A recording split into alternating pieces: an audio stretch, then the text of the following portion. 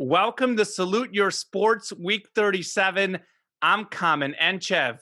Joining me, Drew Brackett, Tom Castleman. A huge show today. We're going to be talking about plenty of basketball, of course, but also some incredible drama at the U.S. Open, our betting locks of the week, and much, much more. Yeah, we've got changes to rules, or rather more enforcements to rules in Major League Baseball. We'll be touching very, very little bit on a Supreme Court ruling affecting sports. And of course, where we're going to be starting the show, Drew Brackett gets to take a bow. Yes, I do, of course, because I picked the Clippers to beat whoever the heck they played. And it was a great win. And also the Bucks beat the Nets in Game 7. The Bucks is the bigger bow. So Drew Brackett, the only one on the show that had the Bucks. Granted, he had the Bucks before all the injuries. Once the injuries happened, Castleman and I weren't so sure. But nonetheless, congratulations, Mr. Brackett. Well, you can text LeBron about the injuries and collaborate with him because injuries aren't my problem. That's LeBron's problem. Well, we'll have more on that later in the show in Statement of the Week. So funny you hit on that there, Mr. Brackett. Yes, I can see the future with your statements, I guess. But we'll start with the Western Conference Finals, I guess it is now. Clippers, Suns. Suns lead 1-0. That's going to be Tuesday night game. Suns favored by 5.5 at home over the Clippers. Who knows if Kawhi's going to play? Common, what are you thinking about this series? Well, I said that I was going with either the Suns or the Lakers to represent the Western Conference in the finals before the playoffs started. Obviously, the Suns beat the Lakers, so I'm going with my team in Phoenix. And I think we saw in Game 1 really what we've seen these playoffs. Devin Booker has really emerged as a star. You talk about how some guys like the spotlight more. He's one of them. Triple-double in Game 1 with no Chris Paul, 40 points, 13 rebounds, 11 assists, and a 6-point win. He's averaging 28, 7, and 5 in the playoffs, 7 rebounds. Cameron Payne filled in well for Chris Paul, 11 points, 9 assists. I think Kawhi Leonard is more likely to be out long-term in this series. Chris Paul is probably going to be back Game 3, if not possibly Game 2. So I really like where the Suns are. I really like that they played so well without Chris Paul. And to me, a big thing to look at is the Clippers shot 43% from 3 in Game 1, and they still lost the basketball game. If you're a Clippers fan and your team shoots that well and you lose, you've got a lot to be worried about in LA for sure. Absolutely. And this is certainly out in the Western Conference shaping up to be what kind of looks like Phoenix Suns' year. I mean, looking at a year in review in the NBA, it can be difficult at times to see kind of the individual flashpoints of a team's ascension to the ultimate goal, at least for getting the conference and potentially winning the NBA Finals. And we're seeing a lot of things kind of fall in place for the Phoenix Suns. Not to say that they couldn't beat a healthy LeBron James and Anthony Davis, but that's certainly a much more competitive series. And we'd see a much more competitive series now if Kawhi Leonard were healthy for the Clippers. That said, I mean, it's really great to see a couple of teams that haven't gone very far in the playoffs before, and a lot of players that haven't gone very far in the playoffs. I mean, we have Chris Paul, somebody who's had a very decorated NBA career, now in his second Western Conference Finals. We look at a player like Paul George, who kind of falls into that category of, there were a lot of questions about could he rise up to this moment, and we saw that with Kawhi Leonard out for the last 2 games, I believe it was, in that Jazz series, that, you know, Paul George could step up and be that player, that he could take that next step. That folks definitely doubted about that. That said, I mean, Phoenix is the more complete team right now. They're more likely to get their superstar back in Chris Paul. He's got a nagging shoulder injury, certainly something to keep an eye on, but definitely not nearly as cumbersome or as detrimental as a knee injury. At one point, Kawhi Leonard feared to have an ACL tear. I don't think that's been confirmed, given that there's kind of reports that he is potentially back later in the series. He's definitely out for Game 2 last I checked. So I'm going to go with the Suns as well. They already have a game in hand. They're holding home court, and I think that they'll continue to do so. LA Clippers have had a great run, but unfortunately, the story of the playoffs, the injury bug coming up and biting their superstar. Yeah, I figure I might as well pick the Clippers in this one Of to Keep course. rolling. make Of it the course. Clippers Bucks in the finals and Bucks winning the championship. So really no good reason to do it. Terrence Mann put on a show. Yeah, that's a really neat story. He's a guy who came out of like the G League, I think it was, and he could make an NBA roster earlier. So that's a neat story. I think for me, I love what the Suns are all about in this modern age of analytics. Which again, I've said this, they can help, and the Suns are a very good 3-point shooting team too, but they're also a good 2-point shooting team. And Chris Paul and Devin Booker are very good in the mid range, and they're not afraid to do it. If it works, it works. And what I love about the Suns is how versatile they are. And I'll talk a little bit more about them when we get to who we think the favorite is out of all four teams. But uh, they're a team that plays defense and they play offense. And I've talked about this on the show several times, but they're very good at shooting free throws. And that is very important in close games. And I love the balance of youth and uh, experience they have. Chris Paul, tons of experience. Devin Booker, DeAndre Ayton, tons of youth. And for me, the Clippers, actually, you look at the last two rounds, Terrence Mann, Reggie Jackson. Like Reggie Jackson is shooting like 50, 40, 90 these playoffs. So I actually think the Clippers have had some guys overachieve. They've had some guys step up, which is what you need to do to win tough series.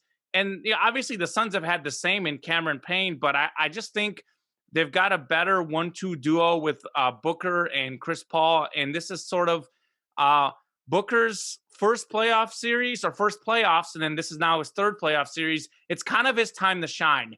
He's showing that he's a legitimate superstar in the NBA, and it's exciting to see. So I love what the Clippers, or not the Clippers, rather the Suns are doing. They're 9-2 in these playoffs, by the way. They've won like 8 straight games. They're the one consistent team in these playoffs. I don't see how the Clippers are going to beat them. Yeah, I think we've seen the last of the days that Devin Booker is an all-star snub. I think he's going to be getting in every year here on out, as you said, Common. It's his time to shine, and a bit overdue. Yeah, absolutely. And that's how we look at these superstars. I've said this before.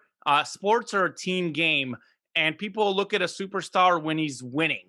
So when the W's aren't there, some of these really good players get underlooked. And a guy like Chris Paul, obviously he's got a very good career, but a lot of people have said, look, Chris Paul, you haven't made the finals. Can you be an all-time great without making the finals? Well, Chris Paul isn't any better this year than he's been in the past. He's been this good or better his entire career. It just finally the chips have fallen. He plays now on a good team, and also a lot of like breaks. And honestly, we'll talk about like who the favorite is, but these playoffs, it's like who is the healthiest team, because all these teams keep getting injured.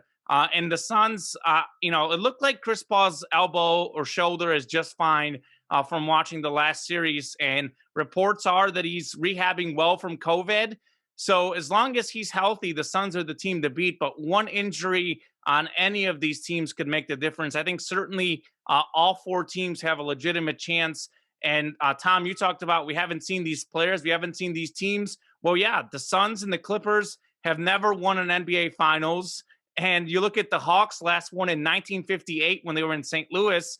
And the Bucks won like in 71, I think. I'm talking off the top of my head, but I have it written down somewhere. And I think Kareem Abdul-Jabbar was playing back in those days. So none of the four teams have been to the NBA Finals since the ABA-NBA merger. Or they haven't won in the finals, yeah. That's the stat. So it's exciting to see fresh faces. I think we enjoyed the Warriors, Lakers, or Warriors, LeBron rather, a little stretch. That was fun in its own way. But now we're getting a mix of players and a mix of teams. Yeah, and so we had a couple of Game 7s in the Eastern Conference, Bucks Nets Saturday night, a total of 8 points scored in OT, 6 by the Bucks, 2 by the Nets. And then the Hawks and 76ers, Trae Young was not good. He was cold, but then made a couple of shots, I'll say. Maryland legend Kevin Herter led the way with 27 points and the Hawks' victory. So, guys, what'd you think of these game sevens? Yeah, these game sevens were awesome basketball games, especially the Nets Bucks game. That game was back and forth, back and forth. Such a thrilling game. And they say sports are a game of inches. Kevin Durant hits a long two with 1 second to go. Literally, the outside of his foot is on the line. If he's half a foot back, the Nets are moving on to the next round of the series. And I don't know if you guys saw the report I saw online that apparently Durant wears a size bigger basketball shoes because he doesn't like them being really tight. So he's like a size 18 basketball shoes, but a size 17 normal person shoes. Had he been wearing his 17, it might have been normal different. for anybody. Right. Well, for that's what he wears when he's out in right. public. Right. So, but no, that series was crazy because the Nets were up 5 with 3 minutes and 30 seconds left. You think the Nets are about to win the game. Then they're down 4 with 50 seconds left. Then they come back to tie the game. And I mentioned that shot by Durant that would have been a game winner had he been a foot back. And then overtime, you said it. The Nets scored 2 points in overtime, and there was still only down 2 with like 5 seconds left somehow. And Durant simply actually took a really bad shot, a fadeaway 3 at the end there. I know that's a shot he's made, but not the shot you want in that situation. I think the Nets could have gotten a better look. But, I mean, Durant scored, I think, 49 points. So he was not the problem. He was the man in that series. The problem was the injuries. Kyrie Irving got hurt in game 4, missed the last 3 games of the series. James Harden basically missed the first 4 games, minus like 1 minute. And James Harden was clearly not himself. You look at James Harden the last 3 games, nowhere near to the James Harden we know. So the Bucks won because the Nets were hurt, but you got to give credit to the Bucks, though. This is a franchise that's choked in these situations in the past. They really haven't come up clutch in a Game 7 scenario, and they got down 2-0 in this series. They lost Game 2 by 39 points. For them to battle back in the series, then they get behind 3-2. They win Game 6. They win Game 7. Giannis, 32 points and 13 rebounds in this series. Has to get a lot of credit. And what's crazy about this series is the Nets, I think, were down 1 in Game 3 late in the game. They missed a shot. Had they hit the game-winning shot, the Nets would have been up 3-0, and we might be talking about a sweep. Instead, the Bucks win in 7. Got to give a lot of credit to Milwaukee, and really pretty disappointing for the Nets, even given the injuries. For them to be out in the second round, just a massive disappointment. I don't know who's more upset, the Nets or Lakers. Certainly injuries hurt both of them, but not the finals a lot of people were expecting. The Nets-Lakers was what many thought, and that's not what we'll see.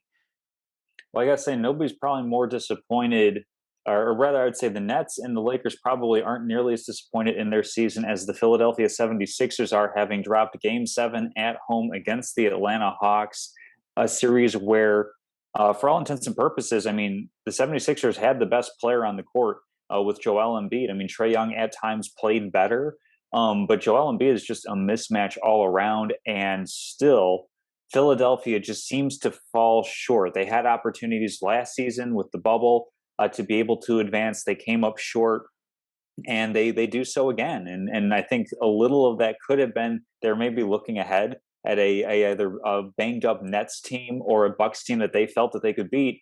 And it kind of looked like at times during the series that they weren't all there focusing on the Atlanta Hawks right in front of them, because heading into the playoffs, we definitely all had a tier of it's Philadelphia, it's Brooklyn, it's Milwaukee, and then a giant drop to where you're getting, New York, Miami, Atlanta.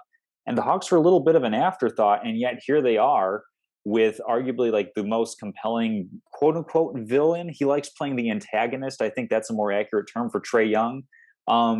Just a phenomenal story for him. I mean, how many people have ragged on him throughout his career for not being Luka Doncic, and yet who's playing a conference finals right now? Right. And if you look at the rosters, I mean, somewhat comparable in terms of the level of talent, and Trae Young's gotten his team a little bit farther than Luka has. So Trae Young's getting all sorts of laughs off on people. And at this point, Atlanta's playing with house money. At this point, Atlanta's looking at Milwaukee as, you have a history, you have a reputation for coming up short, and we're going to use that to our advantage. Now, to Milwaukee's benefit, I guess, there have been a couple of times where Atlanta's gotten up. We saw that in game 1 of this series against the 76ers, and then they kind of sort of choked it away, not really being able to hold on to a lead themselves. It's going to be really interesting to see which teams, which superstars step up, because it's really compelling in these playoffs with not a lot of players who have been here before having to kind of play and act like they've been here before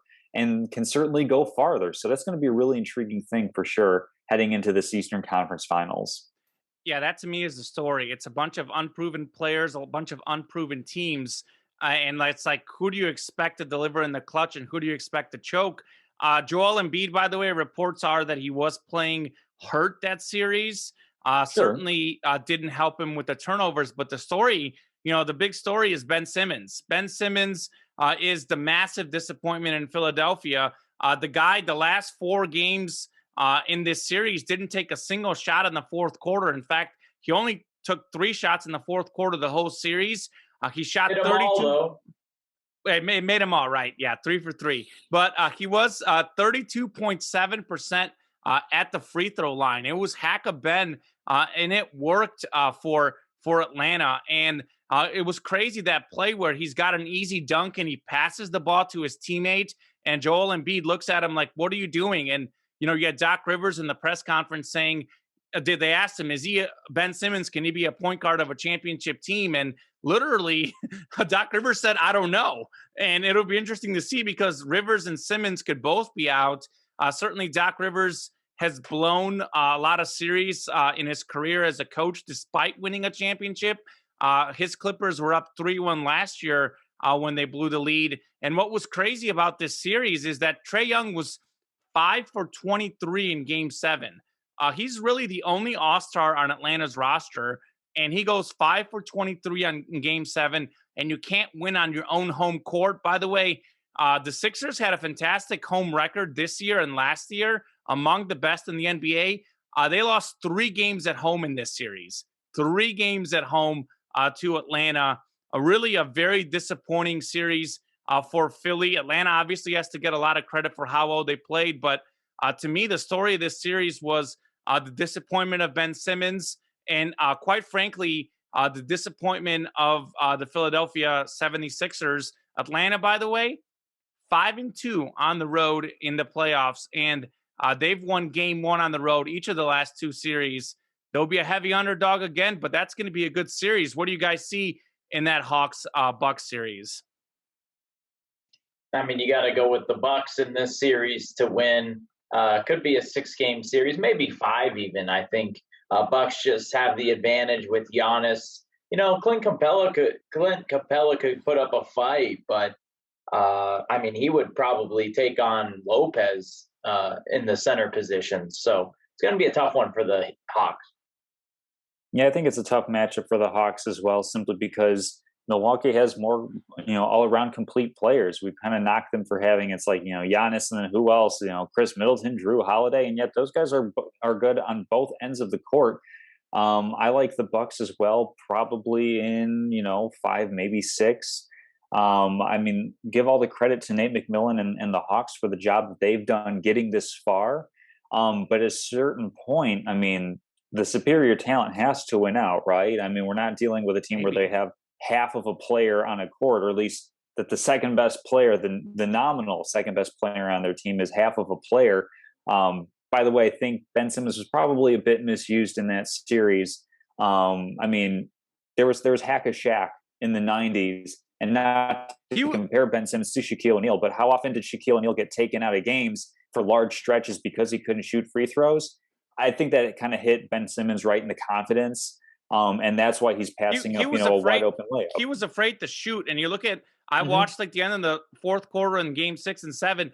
He wasn't even going near the basketball in the fourth quarter. It's not even that, like, he wasn't bringing the ball up the court. It wasn't even like, sometimes you bring the ball up the court and you just don't look to shoot.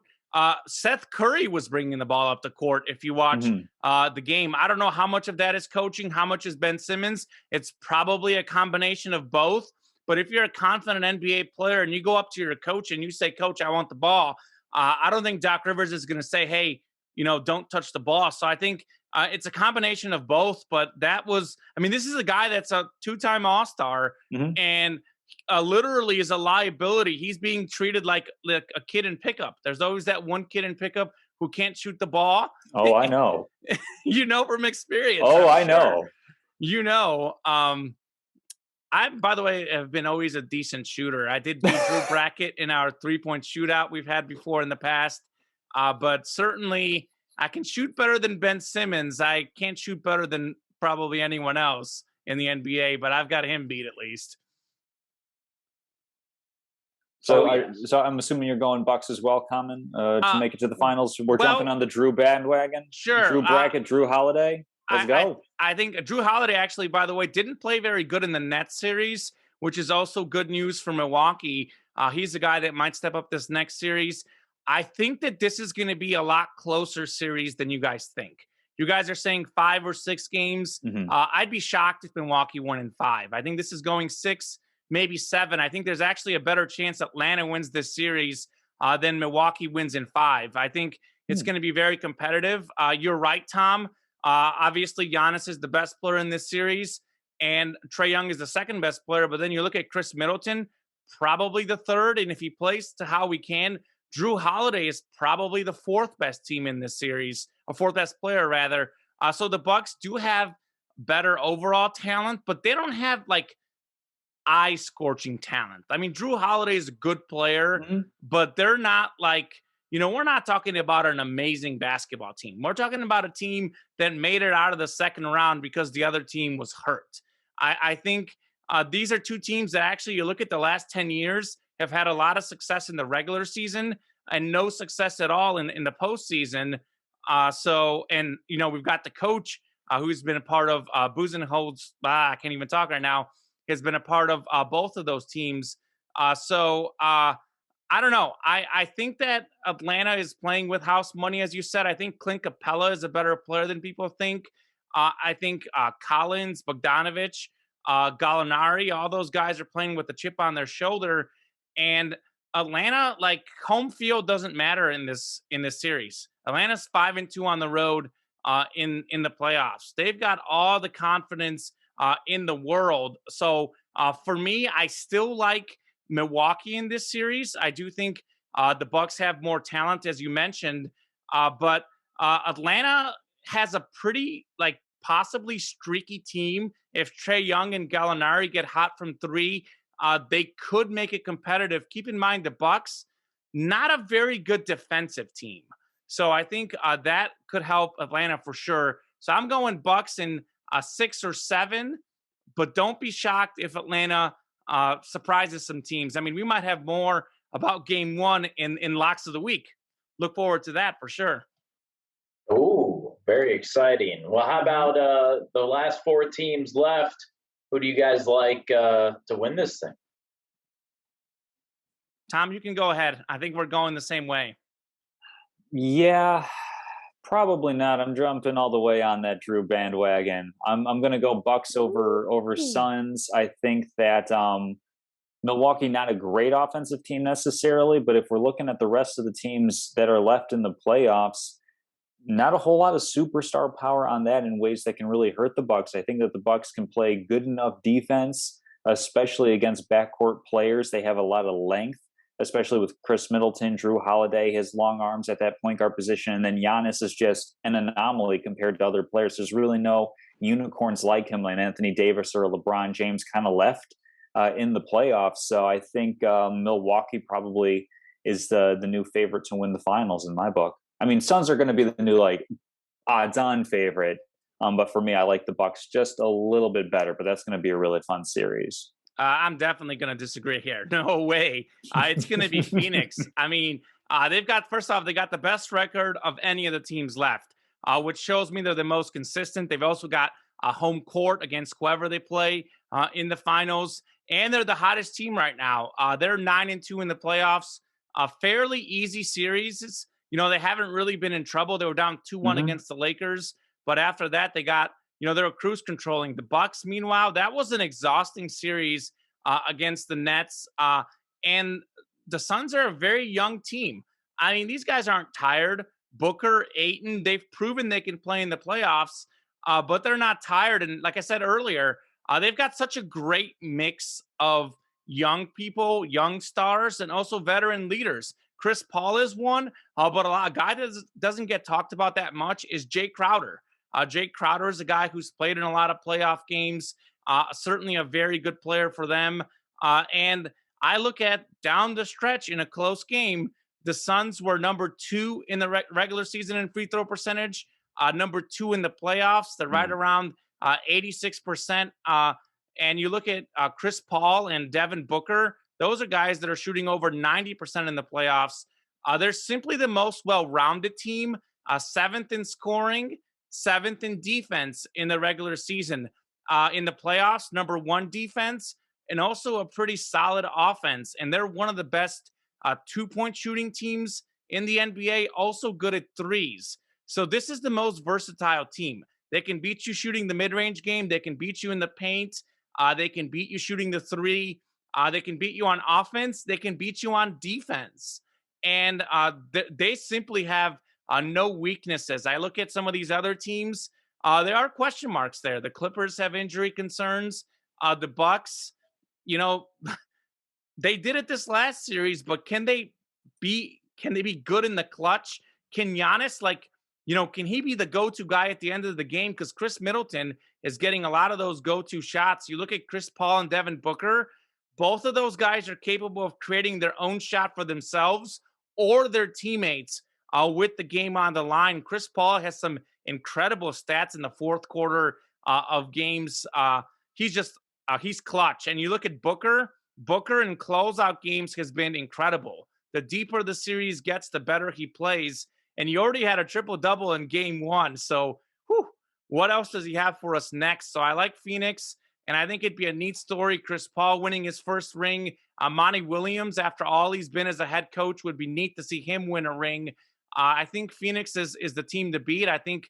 I will say this. I think all 4 teams have a legitimate chance, and any one of these teams is one injury away from going down. Obviously, Chris Paul doesn't come back in this series. Kawhi Leonard does come back.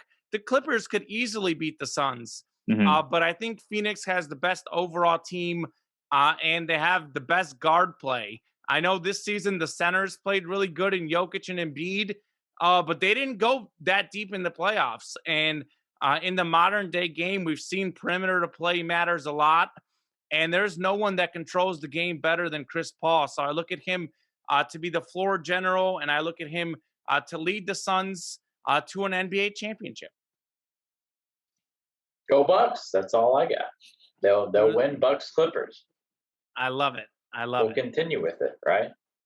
Yeah, you better continue with it. I mean, you're on the Bucks train. You have been for 3 years. I mean, maybe third time's the charm for you. That could be the fact. I mean, for me, I've been all aboard the Chris Paul train after the Lakers lost, for sure. So, so just a little less than 3 years. Just a little bit less than 3 years. I've always loved Chris Paul. I felt bad for him because he has come up short in the playoffs before, and it hasn't really been his fault. So I'm looking forward to Chris Paul getting his first ring and really cementing himself as a top 5 all-time point guard. I think he gets a ring. He's definitely top 5 all-time. I think he's already top 5 in career assists. So I think it would be a neat story for him for sure. And for Phoenix, these guys have been losers the last few years. They haven't made the playoffs since probably Steve Nash was on the team. I'd have to look that up, but that sounds about right. And that's where we are. We're in the NBA where we've got 4 teams, who haven't been here before. 3 of them really from smaller markets, and the Clippers are from a big market. But we know the Clippers have never made the NBA Finals. They're honestly sort of historically been like the Detroit Lions of the NBA. They never do anything. This is the first time they've ever made it this far. So it's like the lovable losers. Who will be the winner of the bunch? Well, and on that note, we'll move on to golf. The U.S. Open finished up at Torrey Pines last, Sunday, just a day ago. John Rahm, the winner, and on Sunday, leaderboard was stacked heading into Sunday. Bryson DeChambeau was there. John Rahm, birdie finish to be the leader in the clubhouse. Bryson slipped quite a lot. He wasn't even close to the leaderboard by the end. Heading into Sunday, he was. He had a tough back nine, but Rahm with the birdie finish to be the leader in the clubhouse, and Louis Oosthuizen was coming up behind him. Came up just short after Rahm finished, and John Rahm won his first major. What'd you guys think of it? It was incredible. It was incredible. Like, for me, I'm not as into golf, but I always like to check out the majors, especially at the end. And on 17, he makes a long birdie putt.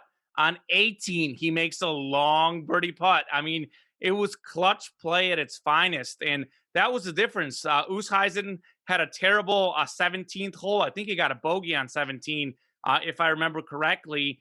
So for me, that was an incredible story. And really, John Rahm was sort of the modern day Phil Mickelson. I don't know if you guys remember Phil Mickelson back in the day, like he would always get second. He took him a while to get his first major.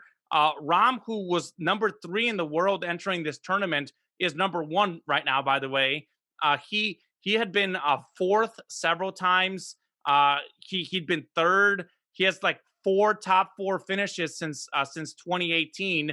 4th at the 2018 Masters, PGA Championship 3rd, U.S. Open 5th at the Masters this year. So he's been really close. So it's good to see him get over the hump. By the way, it was a Father's Day win. He recently became a father, so it was really neat to see him win on Father's Day. Also cool to see that our show picks actually did pretty good.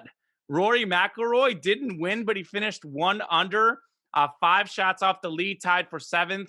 That's who I had. Tom had Colin Morikawa, 2 under, tied for 4th, and Drew had Patrick Cantlay, 1 over, tied for 15th. So all 3 of our picks finished in the top 15. Absolutely. And to kind of like cap off or to continue on John Rahm's story, I mean, if you look at the past couple of tournaments that he's just had this year, how's this for an ascension to greatness?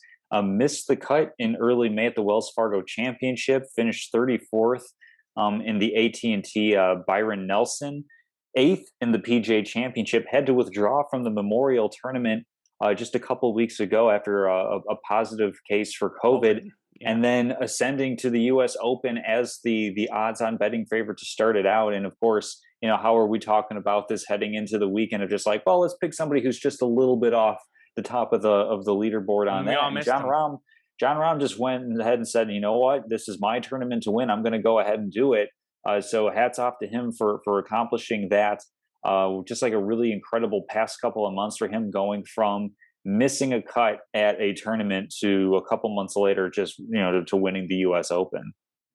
Absolutely. Drew, anything that stuck out to you? Were you watching this? I know you're a busy guy, but you're normally a pretty avid golf watcher. Yeah, I watched the back nine for sure, you know, when Bryson was still in it, and, you know, he kind of fell off, and Rahm, you know, really played well, 67 in that final round. And I thought Oosthuizen had a pretty good shot at it as well. But, you know, in the end, it was Rahm, the leader in the clubhouse. Oosthuizen knew what he had to do, couldn't get it done. I thought he was too aggressive when he threw one in the woods. I'm not sure why he did that. But regardless, a good win for Rahm. Yeah, it was an exciting golf tournament. And golf is crazy because it's very evenly matched. I think there's, you know, so many guys that are always in the mix. It's not like, you know, Tiger Woods back in the day. It's just any tournament. It could be any guy. And that's what's exciting about golf. But and moving on. Also a streaker who actually was hitting golf balls, which was I missed this. Yeah, I must have missed this. Yeah, they didn't show it on TV, but they talked about it a little, and then there were some videos on social media about it. But yeah, I mean, he was clothed, but yeah, he just like went on, I think it was 13, and went on the fairway. He had a club. I don't know how he got the club onto Torrey Pines, but Yeah, he had a club and a ball and just started hitting. Very odd. Well, I'm glad they didn't show it on TV because that guy Yes. does not deserve the attention. I'm not a fan of streakers, people who just want attention at sporting events. I am negative all that for sure. But yeah, it's an exciting time. Also, an exciting time for baseball. Yeah, Uh, educate me. Educate Drew Brackett on baseball. Well, there's a lot of complexities that goes into this, but basically, I'll give you guys the easy short version. Tom talked about this a few weeks ago on the Hmm. show, and this has been something that's been going on, quite frankly, for many years. MLB pitchers have been using substances to help their grip on the ball, like spider tack, sticky grip, grip spray, and much more. This reportedly really does help the guys. I know we've seen Garrett Cole, Trevor Bauer, among other pitchers, really speak out against this. Literally, Garrett Cole was practically crying in his press conference that he couldn't use this stuff, quite frankly. And Major League Baseball reportedly is going to begin checking pitchers for foreign substances today on Monday. Hmm. Pitchers will be inspected between innings and or after they come out of the game. They could also be checked if they're demonstrating suspicious behavior. This coming down after several teams reportedly were interested in pursuing this because this has always sort of been an unwritten rule of baseball. Pitchers have used that stuff. It hasn't really been legal, and there has been several instances where pitchers have gotten in trouble for it in the past. But for the most part, teams have let it go because if the other team's pitcher gets checked, our pitcher is going to get Hmm. checked. So it's sort of been something that they haven't really touched.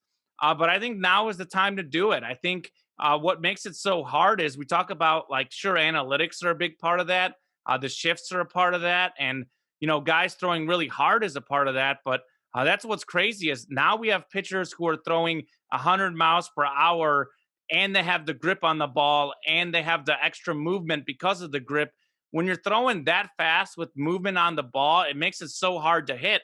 So back in the day, when you used to throw 93, 94, and you were a flamethrower, back then that didn't matter as much. But now when guys are hitting triple digits on their fastball, it is a huge advantage. And I think baseball has a really bad track record with cheating. I know the steroid scandal really lost a lot of baseball. They lost a lot of fans after the steroid Hmm. scandal, the steroid era. So they can't afford to have even the image of cheating. And I think everyone needs to play on a level field and everyone needs to not use any of these substances. And that's the way it needs to be done. I mean, we can't have cheating in sports. We can't have it. These guys already have all the analytics, all the modern day medicine, and they have a lot of advantages to pitchers do already. So, no, get rid of all these substances. I don't like them. I hope baseball truly cracks down on this. And I'd love to see suspensions like we see for steroids because they started putting those suspensions in, and we haven't seen that many steroid users in recent years. So as soon as they start suspending you, giving you 20, 30, 40 game suspensions, that's when things will really make a difference. And for pitchers, I don't know what that would be, like 10 starts or something, but it'll be interesting. Yeah, this is the latest in a long line of MLB history of allowing cheating to kind of crop up because it's good for the game until a point that somebody steps too far and then everybody else steps with them. Because if you're not cheating, are you really trying to win? Is that mentality? We saw with steroids when baseball was kind of flagging a little bit, and with the strikes in the early '90s. I mean, we only kind of sort of saw it given our age, but in reading histories of the game from that point in time, what brought baseball back? It was 1998, the summer of Sammy and McGuire chasing 60 home runs, chasing that home run title. And that's what got a lot of people back into the game until, of course, it went too far, until we have somebody like Barry Bonds taking this hallowed record of Hank Aaron's. And we're seeing it now with pitching where, I mean, guys have used stuff forever in terms of, a mixture of sunscreen, a little bit of rosin, a little bit of pine tar, I and use to a certain, sunscreen a lot, by the way, for my daily use, not for baseball. But well, don't yeah. forget to reapply. That's a very, very dangerous game. I learned that lesson the hard way recently. But go on, Tom. Well, for sure. The issue is when you have guys applying a sunscreen at 8 o'clock at night when the sun's already set. Right. That's where you're going a little bit overboard. But guys do this because to kind of like concede a point to the pitchers. A brand new baseball is pretty slick. It's pretty difficult to grip, and I agree that they went too far when they started engineering substances. What I thought MLB would have been wiser to do than just blanket enforcing everything is say, here's an approved list of things that you can use to help yourself get a better grip. Because with sunscreen and rosin or doing a little something like that, that helps you grip the ball a bit better and control it a little bit better, but it doesn't artificially increase the spin rate on your pitch, which is everything. That's what all pitchers are seeking for their fastball, for their breaking stuff. I think that MLB doesn't like bad optics, and that's why they're doing it now. I think they would have been wiser to do it in an off season so that everybody kind of goes into a season knowing, okay, these are the pitchers we want to acquire for certain reasons. Switching it mid-season is just going to be really, really chaotic. It's going to be fun to watch as fans. Sure. But I also think it's going to lead to some results that are just like unintended consequences. I think this was kind of half-baked and haphazardly thrown together. Because the thing that MLB doesn't want the most is a scandal. They don't care as much about the cheating, just the scandal of it. Ask the Houston Astros and their 2017 title how that's doing. Yeah, and a quick point to that, Tom. That's what the pitchers are saying. Some of the pitchers are, why are you throwing it on us at this point? And that does make sense because if you do this in the off season, you give them a chance to train on this. You give them spring training, and you give them a chance to prepare. So ideally, this would have been done in the off season. But baseball is just really the king of scandals. You think back to COVID, the way they had the opportunity to get back out there sooner, and they really weren't very prepared. And you saw the most COVID cases we had were actually in baseball. And there were obviously opportunities for bubbles, which other sports utilized. Baseball did not. And there's really a lot of things you see the players aren't very happy with the commissioner. That's something we see a lot in baseball. It's really, quite honestly, not to be rude to baseball, but really it's the most mismanaged league in all of sports. I think 100%. Hockey was up there with all the strikes, but they've seemed to have gotten things under control. Baseball definitely hasn't. I will say this: basketball was becoming the best, but they actually made some mistakes this year. We'll have more on that in Statement of the Week. But I think the MLB needs to do this, and they need to crack down, and we'll see what happens. As you said, this could be really fun because I think it's definitely an advantage, but I think it's an advantage more so for some as opposed to others. So we'll see who it really affects in the coming months. Well, there you go. You educated me well. Anything you want to add to this, Drew? I mean, Tom and I, especially everybody cheats in baseball. Let's face it, right? It's about who gets caught. So they need to get it out of the game, though. That's the whole point. They need to crack down and get it out of the game. No. They need to make it an even playing field. If they had like an MLB approved, like, hey, this is the mixture you can use, because like hitters use stuff to help grip a bat. Like everybody uses a little something to get a little extra advantage so they can throw a little harder or swing a little harder. I'm okay with guys using substances within reason. It's when you start like literally having teams engineer stuff like Houston or, the Yankees, where you have guys go there and all of a sudden they get like way better. That's where the line kind of gets drawn because, the coaching and the development is not that much of a differentiator. But I mean, Jacob deGrom, Drew, your guy, he was the one of the first pitchers checked and came out and was still throwing 100 and throwing, mid-90s sliders and just absolutely filthy. So I think the good ones will be all right. I picked the good ones. Yeah, you always do. I think it's one of those things where it is a competitive advantage, but I don't know that it's, that major. But that's the whole point, though. If it's not that major, even more the reason to limit it. I do agree with you, Tom. They need to make a list, in terms of what they think is actually fair, what's not fair. But I think we're pretty good on this for baseball. I think next week we might do like a mid-season award list because we're about to hit the halfway mark. There are a few other sports going on right now that I just want to do a little quick mention. Yeah, now it's time for the Common Enchev Sports Minutes. I absolutely Who's going to do bed music, me or you, Drew? I'll leave that up to you. I did the intro. All right.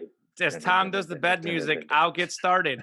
So real quickly, the hockey semifinals going on right now. Lightning and Islanders tied at 2 in that series. I think the Lightning are actually winning game 5 right now. 4-0 or something. Yeah. So, and then on the other side, Las Vegas and Montreal also tied at 2. They split overtime wins the last 2 games.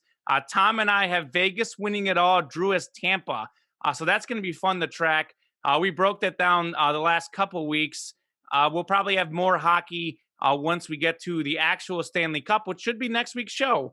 Other sports going on, the College Baseball World Series. We're down to the final 8. That's on the ESPN family of networks. Defending champions Vanderbilt are one of the favorites. I also would keep your eyes out on Mississippi State. The SEC dominates baseball, so I'll go with an SEC team winning the College World Series there. And, of course, my favorite, soccer. The Euros, European Championships, are wrapping up the group stages in the next few days. I still like France to win it all. The big game over the weekend, Germany winning 4-2 over Portugal. Spain is struggling. Italy and the Netherlands seem to be back, both winning 3 wins in the group stage. So soccer is exciting right now. Copa America, Messi shining for Argentina. That game should have just wrapped up. Don't tell me the score. As soon as we get off the air, I got to watch the second half. Neymar doing very well for Brazil as well. All roads leading to an Argentina-Brazil final. That would be incredible as for one of the best sports rivalries. So any other sports that you guys want to give love to or shout out? Any thoughts on any of these sports? I know I'm probably the only one watching the soccer. It's 6-0 Tampa now, but wow, pretty brutal. I mean, we had the Olympic trials going on. Yeah, swimming and track and field. Track and field, so that was good. And quick shout out to that, by the way. What's crazy, by the way, Allyson Felix, the incredible runner for USA, she had just had her daughter here in the last year, and she's 35 years old and once again qualified for the U.S. team. She's sort of the Usain Bolt of women's track and field, but she's more versatile. She does the 100, the 2, and the 400. She's a phenomenal athlete. And USA Swimming, Katie Ledecky is a huge star, but a lot of new faces for USA Swimming. And what's really neat is you look at America, this country, they're so good at swimming and track and field that in a lot of these races, only 3 Americans get to make the team. And in many cases, the 4th American is maybe 7th or 8th best in the world, and they don't get to make the Olympic team. So actually, I did watch some of those trials, and one of the swimming coaches said on the broadcast the other day that this is actually the hardest meet for our swimmers, actually making the Olympic team. So the USA has more competition in its own camp than it does against the rest of the world. Olympics, by the way, July 23rd, getting started. Looking forward to that. I mean, watch out for Australia. They usually have some good swimmers. Absolutely. Along with France. Do you know who my favorite Australian swimmer is ever? No. Ian Thorpe, the torpedo. Of course. You remember him, Drew? I do. Yes. Tom, Drew Brackett was a swimmer in high school, right? I did know that, yeah. Yeah, he was pretty good, except for I know he didn't breathe right in the state championships or something, but he was pretty good. Yes, that was decent. Also, shout out to the USA women's national team. They selected their players this afternoon. For basketball. For the Olympics, yes. Yeah, Diana Taurasi on the team again. Sue Bird also They will on win the championship. I will go ahead and say that now. Yeah, you could mortgage 2 houses of that one. They're so. I mean, the men are pretty far ahead, but put up 10 houses to make those 2 houses money. back. Right. Yeah, the USA. That sounds like a Castleman bet. Yeah, the USA ladies are so far ahead in women's basketball than the rest of the world. Also, women's soccer really far ahead. We'll have that in the Olympics as well. So looking forward to a lot of American domination in a lot of those sports. Did the men make the Olympics? Yes. Actually, real quickly on that, it's interesting that Kevin Durant and James Harden say they're going to be playing on that team, despite all the injuries they had. they're going to want to represent the country in the Olympics. So that would be fun to watch. So, There you locks go. of the week. Great sports minute. Let's sure locks. Go ahead. Locks of the week time. The best segment on the show. So last week, 2-1 week for myself. I had the Cardinals -1.5 over the Marlins. Correct. They won 4-2. They actually had a little 8th inning rally there to get me the win. That was a nice one. A's -1.5 over the Angels. That was correct. A's winning 8-5. They won by 3. I had Sixers Hawks over 225.5. Only 203 points in that game. Tom Castleman also 2-1. He had the Padres over the Rockies winning 3-2.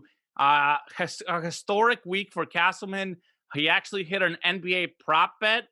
Seth Curry over 13.5 points against the Hawks. He had 17 points. No sweat. That was honestly probably the only guy for the 76ers who actually played as good or better than expectations. And then he had Colin Morikawa outshooting Tyrell Hatton. Morikawa finished like tied for 4th. Hatton missed the cut. So that went very good. There was sweat on that one, though. Morikawa was checking in on like Thursday, Friday. He was like +4. Hatton was -2. And I'm just sitting there just being like, oh, man. Ooh. So and then I looked it up on Saturday. It's just like, what a pleasant surprise. I love to see it. Drew Brackett, all his bets were very close this week. Extremely close. But more of them didn't work out. 1-2 week for Drew. He had Hungary, Portugal under 2.5 goals. Portugal winning 3-0. They scored 3 goals in the last 10 minutes of the game to get that win. So it was looking like a lock that would lock in very well for him. Late charge there. He had Italy, Switzerland over 2.5. He got that one. Italy winning 3-0. And then you had Ukraine, Northern Macedonia under 2.5, a 2-1 Ukraine win. So all those goals under 2.5, over 2.5, they all hit like 3 exactly. So he goes 1-2 there. So the line makers were pretty on point for some of those soccer bets. As far as this week, Drew, do you go into the abyss of soccer again? Because you actually were doing amazing at soccer up until the European championships, and your Euro predictions have not been going well at all whatsoever. Back to the well. Euro on Tuesday, Croatia versus Scotland, under 2.5 goals. I feel very confident about that one. And then Tuesday, hockey, Vegas against Montreal. Second period, under 1.5 goals between the two teams. So second period, under 1.5 goals. And then I will take Montreal to score the first goal in the game at +125. So are you going to be tuned into that hockey game, or is it just too hard to watch? Because it's pretty interesting for you now. At least maybe watch the first 2 periods. I'll have to check the time of that game. Let's take a look at our friends at the mothership and see what time we have. 9 p.m. Eastern. That's a tough one. Probably not going to watch that. So may monitor though. May monitor. By the way, real quickly, Tom, since Tom wanted me to read off the records more often, here are the official records. Okay. Oh, this comes from Tom, not the EP. This comes from Tom. Tom is a co-executive producer. I've had a hard time following and tracking where exactly we had the little snafu. Yeah. A little discrepancy in the bookkeeping. But didn't we settle that last week? Well, we gave Tom the win, but he was going to go back and look through it. I don't know if he did. I feel honor bound. I haven't finished, but I feel like I need to have an accurate number. Yeah. I'm not going to rest easy. Oh, my life. Love it. Okay, well, this is what I have. And Tom, you can pull out your record, see if there's any discrepancy. So in first place, yours truly, Kamenechev, at 51 wins, 49 losses, and 5 ties. So 2 games over 500. Drew Brackett, or actually, let's go with Tom Castleman, since he's actually in second place. I was so used to Tom being at the bottom, but this late charge, I've got you at 51 wins and 54 losses. So correct. Just 3 under, and actually, you've got the same amount of wins as me. You just don't have all those draws. And then in last place, I've got Drew at 46 wins, 52 losses, and 7 ties. All checks out. So a few weeks ago, it was Drew and I like tied for first. Now Drew Brackett has gone from the top to the cellar after he's probably been by like 200ths of a point. We're like one Castleman week away from that flipping back. Nonetheless, Drew Brackett is probably like something like 1-8 the last few weeks, maybe 2-7. So we got to get you back on track, Drew. So we'll see. Well, I thought about going to the tennis, the Challenger Tour, for tennis, but opted out against that one. So an opt out. What do you have, Tom? Probably not a good idea. Probably All not. right. So this game actually hasn't started yet. This is very exciting. We have a game starting in a couple of minutes. This is no good not to anybody. Risk it. So I've got Yu Darvish at -114 over 6.5 strikeouts against the Los Angeles Dodgers. Let me just check on that really quickly, make sure it's still at 6.5 because that's a really good number. Yu Darvish is great stuff. Of course, I think bookmakers are a little bit wary with strikeout totals now that MLB is cracking down on substances. -135 for Yu Darvish, but that still counts at over 6.5 strikeouts. I'll take that over a Dodgers lineup that doesn't have its best left-handed bats. So that means I got to bump something else that I was looking at. Let's go for on Tuesday, Chicago White Sox and the Pittsburgh Pirates. Give me Lucas Giolito on the bump for the White Sox, looking to crush that -1.5 run line at -105. So I'll go ahead and lock in on that as well. And then I got burned on a juiced favorite last week, but like Caprice, I just can't quit it. Give me tomorrow on June 22nd, the Oakland Athletics over the Texas Rangers at -145. Wow, just sneaking it in. By the way, I like that White Sox bet. I'm almost tempted to knock off one of my picks and pick the White Sox bet. But we can go for a tandem bet again. We've done it a couple times to some success. It's actually worked the last few times we did it. So that I don't know. Let me think about it. I'll go with my first 2 picks and then I'll reassess. So I'm gonna go to the Hawks and Bucks on Wednesday. Hawks +7 at the Bucks. So I like the Hawks losing by 6 or more, or 6 or less rather, or winning. So Hawks are 5-2 on the road in these playoffs. So I like Hawks +7 at the Bucks. Regular season, the Hawks won 1 game over the Bucks and lost the other 2 games by 5 points and 6 points. So all signs pointing to them losing by 6 or less. By the way, Trae Young coming off a 5 for 23 shooting night. Don't think he's going to have back-to-back awful shooting games. Atlanta has also won game 1 on the road. The last 2 series getting off to great starts. I'm not saying they're going to make it 3 for 3 necessarily, but that 7-point line gives me a really good cushion that I feel very comfortable about. Moving on to soccer, this is Euros on Wednesday. I'm going to give you some juice. Make some money. Cash in on this one. France money line, France to win straight up, +125 versus Portugal. So France is the favorite in that game, but because you can get the tie and you can get the Portugal win still at +125, you can win some good money. Quite frankly, France is the best team in the world. They're the better team in this matchup. And this is a really big game for them because they must win this game to get first place in the group. If they tie, Germany with a win over Hungary likely tops the group. And I think this is sort of a revenge game for France. The 2016 final of the European Championship, Portugal winning 1-0 in extra time on French soil. Talk about motivation. And I look at this Portugal team, a lot of talent around Ronaldo, a really good midfield with Bruno Fernandes, Bernardo Silva, a very talented team, but I think their defense is not their strong point. We saw Germany put up 4 goals against Portugal in that game.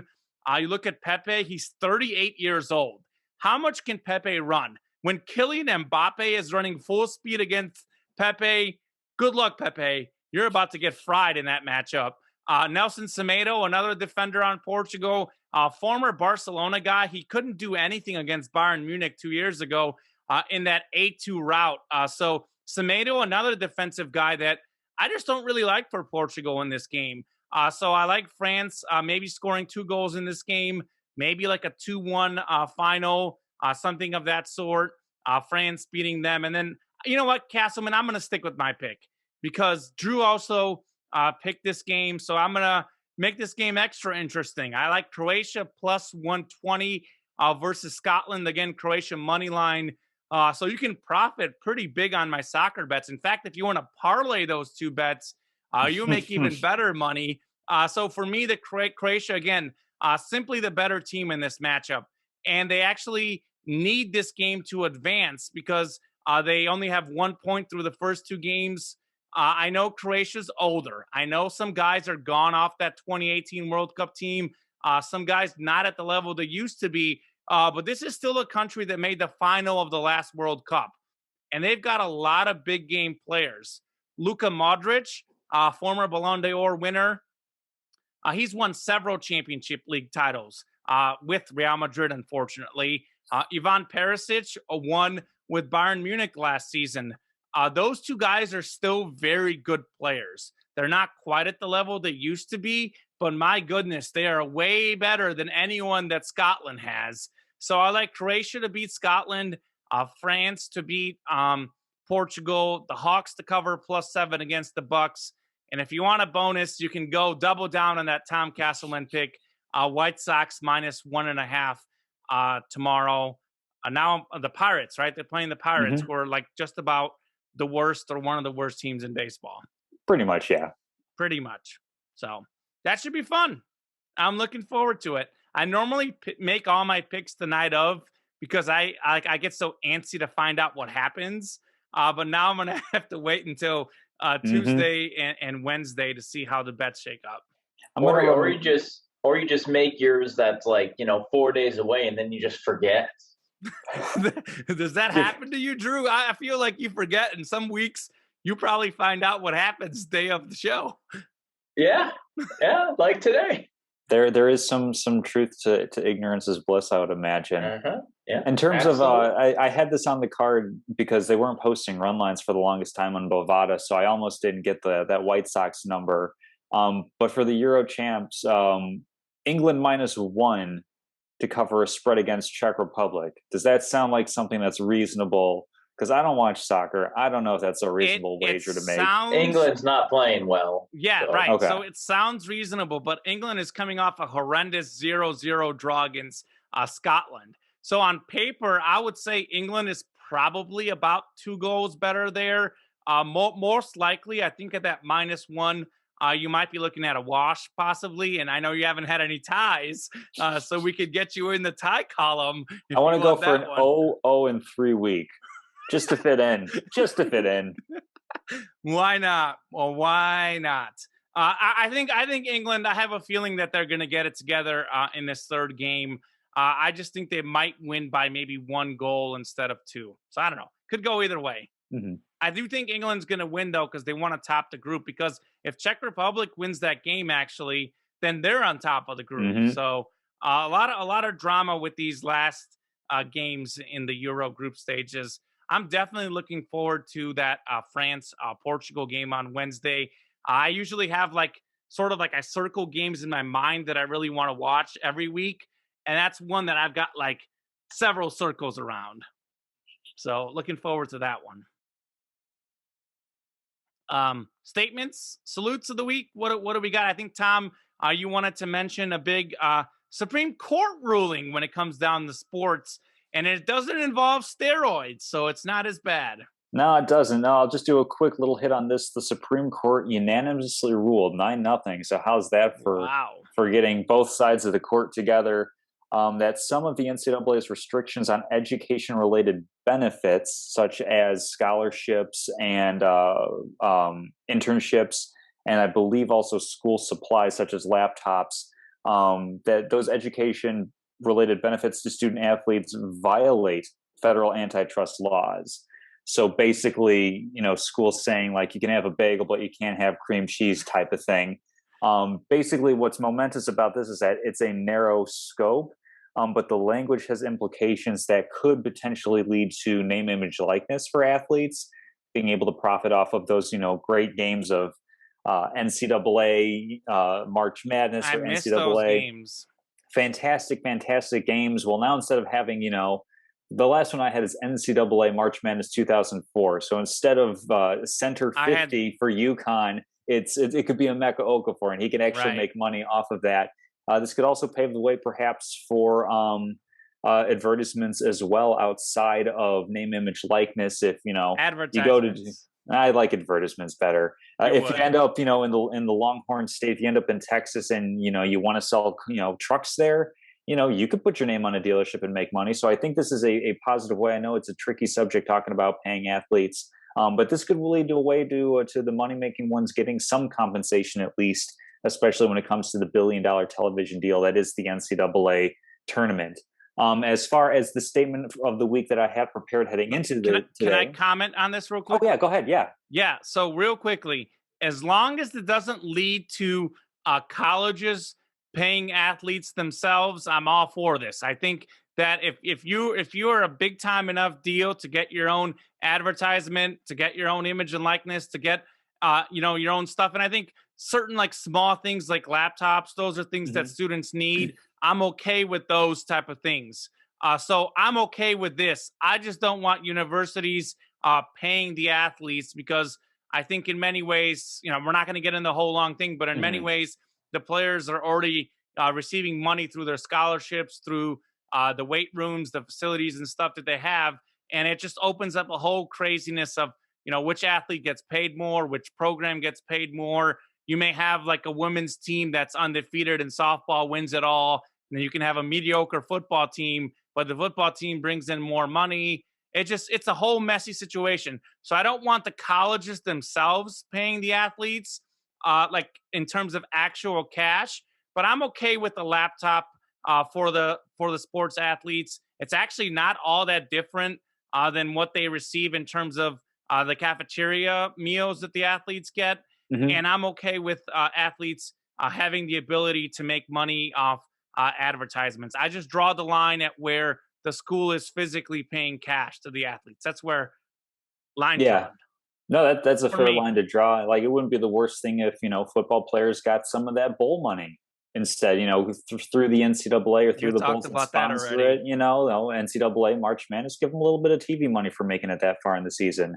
As far as my salute really quickly for the week, it is a day late and maybe a dollar short, but a happy Father's Day to all the great dads out there. I know that the three of us have among the best in the world, including me, who listens to the show on a regular basis. And as he says, smashes that like button for us on YouTube every single week. Love it.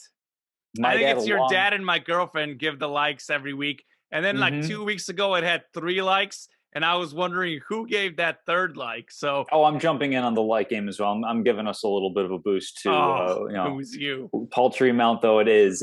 But my dad, along with other father figures in my life, was a big part in sport for my life. Specifically, playing running bases or tag with me and my sister growing up, and my younger brother, and teaching me the harsh reality that when I hit the ball to him in a game of wiffle ball 1-on-1 and he catches it, I can't just stand on home plate and say that I'm safe and I get to go again. That's not how the rules work. And I know for a fact he enjoyed the heck out of pimping every home run off of me that he could, celebrating around the bases in his own way as my little legs are running, trying to pick up that plastic little ball. So a salute to all dads out there. When I have kids one day, if that happens, which I think it's going to, go Yard. I'm going to be the guy that's hitting home runs and dunking on my kids. I'm a very positive reinforcement guy. I'll give them a lot of encouragement, but I will make them earn it. And I will be the guy that's, dunking on like a 7-foot rim. I can't dunk on a 10-foot rim, but on a 7-foot rim, I'll dunk on my kid. No problem. Incredible. I love it. Love it. I will never argue with referees, though. As a former umpire, any parent that argues with coaches or referees and it puts themselves in their kids' athletic environments and makes it about them instead of their kid, no, that draw the line again. So, absolutely. But I agree, Tom. Father's Day salute to everyone. Yes, me too. Thunder or the Lightning, jeez, running up the score now, 7-0 in the third period.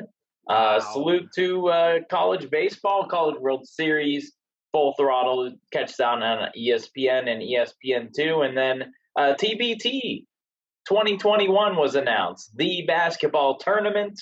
They announced a 64 team field competing for the $1 million. And of course, that's the Elam ending, the creators of the Elam ending. And it's always fun to watch that on the ESPN family of networks. That'll start on July 16th. And of course, you have Marquette's alumni team, the Golden Eagles. They won last year. You have, Ohio State alumni, West Virginia, Marshall. Is Aaron Dayton. Kraft playing again for Ohio State? I think he plays in that tournament. That Aaron Kraft, that tough, crafty white guy. Get it? I'm aware who he is. I know who he is. That's the on the court. Yeah, Kraft. Yeah. I think he always plays in that tournament. He loves that one. This is his last year. Yeah. Oh. Mizzou does not have a team though, so shame. Yeah, I mean, we have some good guys too. You could have Phil Pressey and Marcus get his brother Denman to play along. Kim English is a little busy with George Mason, but Ricardo Ratliff. I think he's overseas too. Lawrence Bowers is in Columbia. Get him straight from Columbia. He lives in Columbia. Walk to his house. Where. So, too bad Mizzou doesn't have a team, but I'll definitely be watching that tournament. Yeah, so much to look forward to. I'm going to stick with a little basketball salute. Becky Hammon is the first female finalist for a head coaching job for the Portland Trailblazers. Really exciting for her. I actually watched, it's crazy, when the WNBA first became a thing, I was actually an avid WNBA watcher, and I vividly remember Becky Hammon on the New York Liberty. And actually, I remember one year she didn't make the USA basketball team, and because she'd played in the Russian league or something, she actually played for Russia in the Olympics. And that's how much Becky Hammon loves basketball. I don't know whether she's the best candidate or not for that job. Certainly, I think the best candidate should get the job regardless of gender. But nonetheless, it is exciting to see that she's a finalist. She, of course, has learned under arguably the best coach as an assistant for the Spurs and Greg Popovich. So really neat to see Becky Hammon receiving that, that cool moment. As far as my statement of the week, it's sort of a comment and also a statement. I think it's just been very hard to see all the injuries in the NBA this season. LeBron James spoke out about it on social media, I think last week, right after we recorded the show. So we never got a chance to hit on it. But he basically said the league rushed the players back too soon. Obviously, we've seen James Harden and Kyrie Irving missing time for the Nets that directly resulted in them losing a series they probably would have won. Also, Anthony Davis got hurt for the Lakers. LeBron James was playing hurt. The Lakers possibly could have beaten the Suns with a healthy team. I know Kawhi Leonard is out for the Clippers. Donovan Mitchell, Mike Conley played through injuries.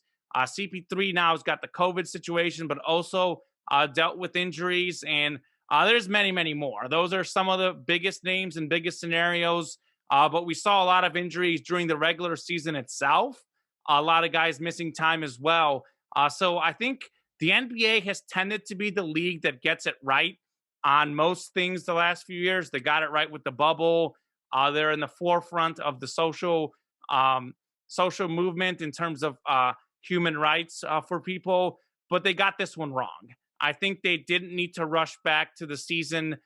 They could have waited a little bit longer. I also wouldn't have been against them playing less games. They already played 10 less, but I would have been fine with them playing 40 or 50 games, sort of a shortened season.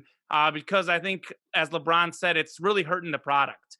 I mean, to be watching the NBA playoffs and missing out on so many superstars. You don't see James Harden. You don't see right now Kawhi.